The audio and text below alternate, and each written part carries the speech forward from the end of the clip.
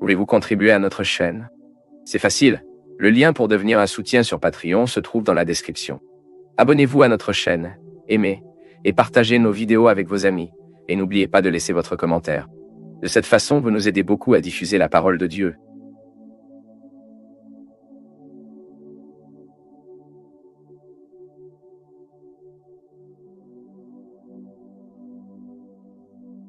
Passer la nuit d'édition de programme.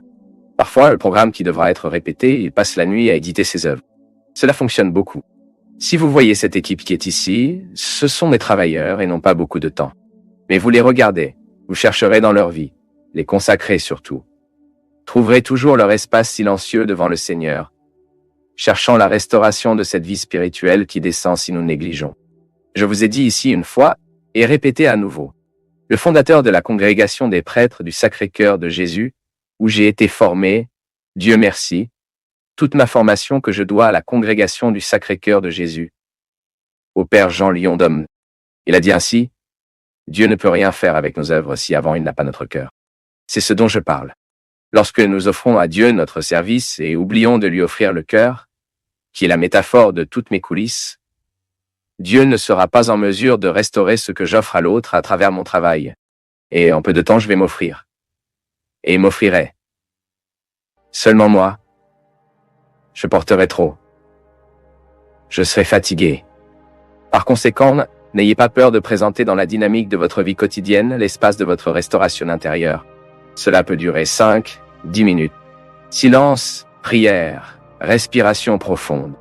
L'exercice d'une respiration profonde est excellent pour ceux qui veulent se reposer, pour ceux qui veulent bien dormir. Une bonne lecture, une chanson qui vous fera du bien. N'allez pas vous coucher sans vous offrir cette oasis qui vous donnera une position pour faire cette patience dans votre cœur. Patience, un mot fort pour aujourd'hui. Tout aujourd'hui nous invite à aller à la hâte. Le monde aujourd'hui est précipité. Et si nous ne prenons pas soin de nous, nous entrons dans ce rythme rapide qui nous empêche souvent de réaliser nos vies.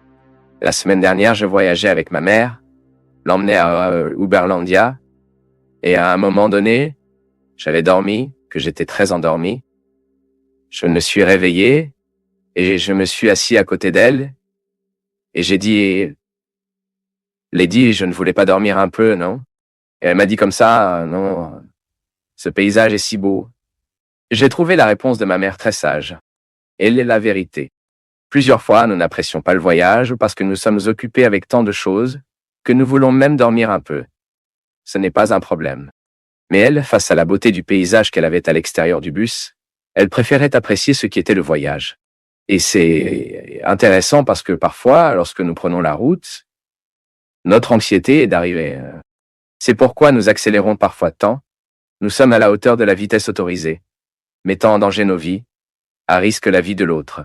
Parce que nous n'avons pas la perception que lors du voyage, la chose importante est lire en Grace n'est pas dans la destination finale, mais c'est à chaque étape de ce déplacement qui nous amène à cet endroit. Pour cela, nous devons être de la patience. C'est peut-être la vertu la plus nécessaire pour aujourd'hui. Nous avons de la patience. Patience avec le processus de vie. Patience avec les autres autour de nous. Parce que ce n'est que dans la patience que nous constatons que la vie est rare.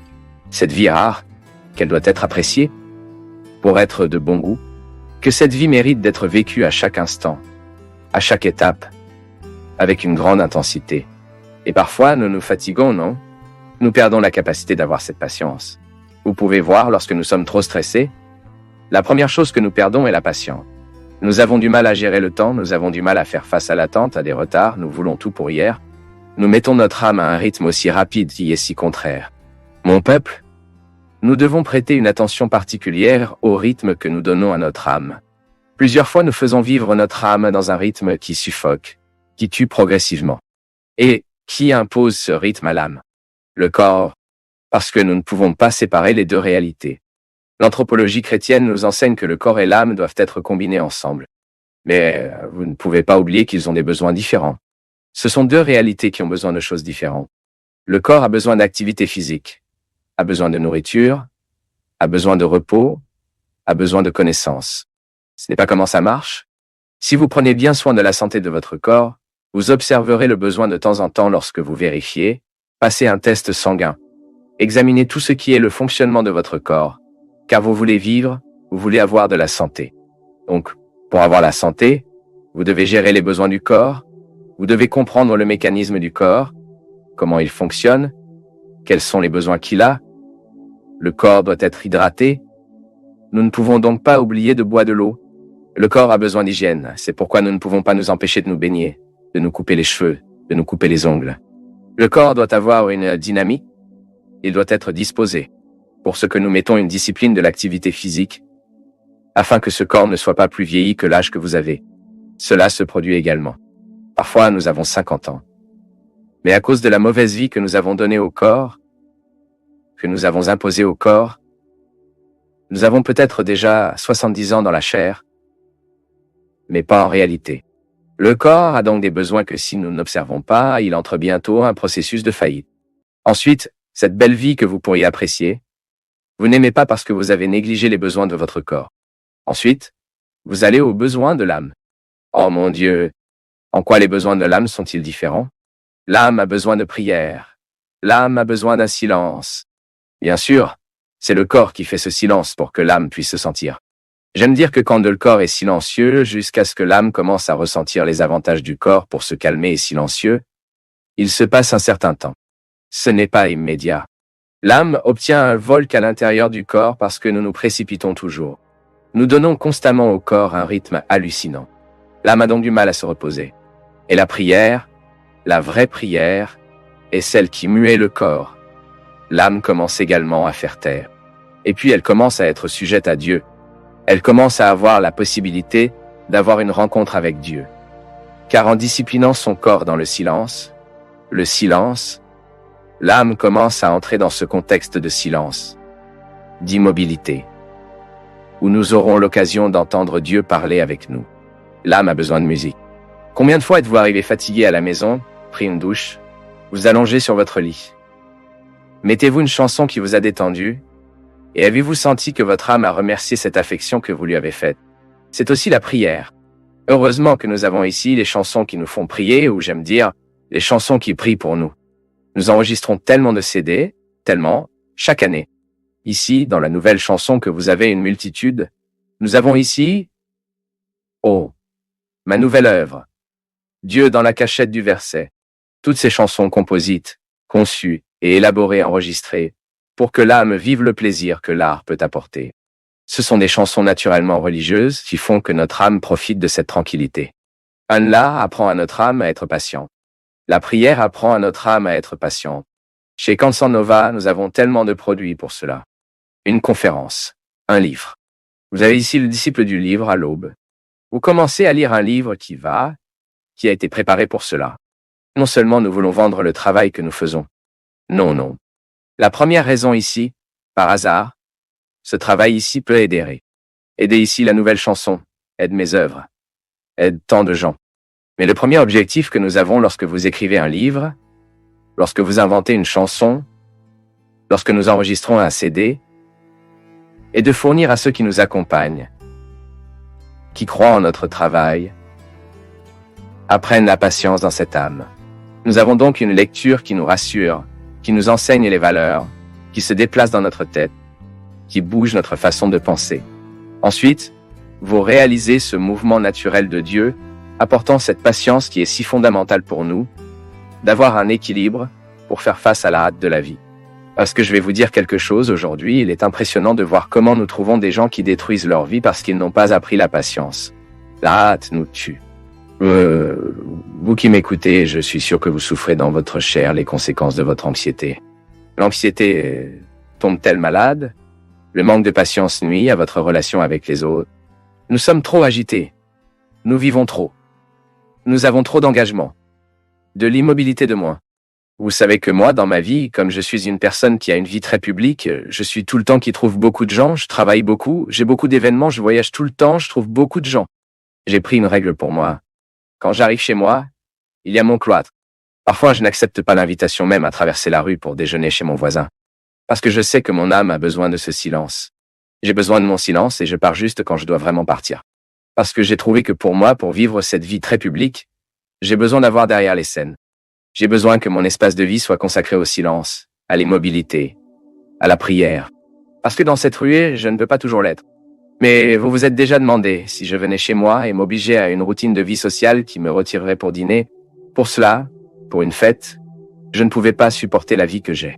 Et comme je privilégie ma vie de mission, parce que je suis missionnaire, j'ai choisi d'être missionnaire. Personne ne m'a forcé à avoir cette vie. Je peux donc obtenir les routes et faire face aux nombreux défis des routes, la dispersion des routes, mon peuple, parfois même dans un vestiaire, qui est le dernier endroit avant d'entrer sur la scène pour chanter reine. Le vestiaire devrait être le lieu de prière, calme, tranquillité. Cela n'existe pas pour moi. Et là, plusieurs fois, bien sûr, je ne me plains pas, je dis, parfois j'ai tellement de gens à répondre, tant de gens qui veulent me parler, que lorsque je monte sur scène, j'ai deux. Cette semaine, je suis allé à Poços de Caldas et j'étais 1h30 pour faire l'événement parce que je devais prendre la route à l'aube, que j'avais rendez-vous dès que j'ai suivi à Taubaté, sinon je ne le ferais pas pour pouvoir dormir 2 heures. Et puis j'ai regardé ces gens, je n'ai pas le courage d'arrêter le spectacle ici maintenant parce que j'ai besoin de partir. Il y a la place de mon dévouement. Tu sais pourquoi? Les gens y vont pour m'entendre. Bien sûr, alors je me donne le droit de dire, regardez, je ne m'augmenterai le CD de personne, je ne prends une photo avec personne parce que j'ai besoin de partir. Mais mon temps d'évangélisation sur la scène est sacré. Il y a le temps d'exercer mon métier. Je ne peux pas être pressé dans le métier d'évangélisation. Mais quand je rentre à la maison, j'ai besoin de me donner le droit de les vivre derrière. Les scènes. Pour vivre ce silence. Cette immobilité. Regardez ici. Vous avez une vie différente de la mienne. Vous n'avez pas ce besoin d'évangéliser pendant que j'évangélise. Mais ne vous y trompez pas. Vous avez également le même besoin que je dois être dans les coulisses. Votre vie vous nécessite. Vous avez une vie sociale qui vous jette tout le temps. Tu travailles beaucoup. Vous trouvez beaucoup de gens. Et quel est l'espace que vous créez pour créer dans votre cœur cet espace de patience que seul Dieu peut nous donner? Quel est l'espace que vous créez afin que Dieu puisse façonner votre âme en fonction de votre volonté, du désir qu'il a? Quel espace offrez-vous à Dieu pour que votre floraison spirituelle se produise? Pour que vous ne vous usiez pas trop dans cette vie qui ne s'arrête pas, dans cette vie si rare et que vous ne réalisez souvent pas en raison du mode de vie que vous avez choisi de vivre. Quand je donne à mon témoignage que j'ai trop et souvent derrière la route, scène, et c'est pourquoi lorsque je rentre à la maison, je dois me récupérer et fournir à mon cœur un remboursement spirituel. Je pense aussi à mes amis qui sont des prêtres, qui sont confrontés au défi de servir les gens tout le temps. Car souvent les gens ne sont pas inquiets pour le reste du prêtre. J'ai trouvé de nombreux prêtres qui sont même gênés de dire qu'ils prendront une journée de vacances, un lundi par exemple, pour se reposer. C'est son droit. Il a besoin de restaurer dans le cœur ce qu'il offre tout au long de la semaine. Père, il y a des prêtres qui célèbrent 5.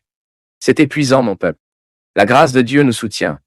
Mais nous devons également chercher l'immobilité, afin que cette grâce atteigne nos cœurs et nous réinitialise avec notre patience. Plusieurs fois nous trouvons nos prêtres, nos bergers qui donnent au peuple.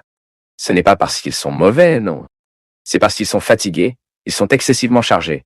Et pourquoi nous, en tant que laïcs, vous qui accompagnez vos prêtres là-bas, faisons attention si le prêtre ne fonctionne pas trop. Si vous ne demandez pas trop de lui, offrez-leur cela. Le prêtre passera une journée à la maison. Personne ne vous dérangera. Nous proposerons une maison que nous avons où vous pourrez vous reposer un peu, passer du temps avec des gens qui ne demanderont rien en tant que prêtre, où le Seigneur n'est qu'un être humain. Là où le Seigneur peut prier, il peut se taire. Et vous ne pouvez pas négliger dans votre vie la construction de cet espace. Même dans notre vie consacrée, nous qui sommes consacrés à Dieu. Je vois ici à Cansan Nova comment travaillent ces garçons et filles. Ils fonctionnent beaucoup. Mon droit directeur, Chine, qui travaille maintenant dans les coulisses. Combien de fois ce garçon?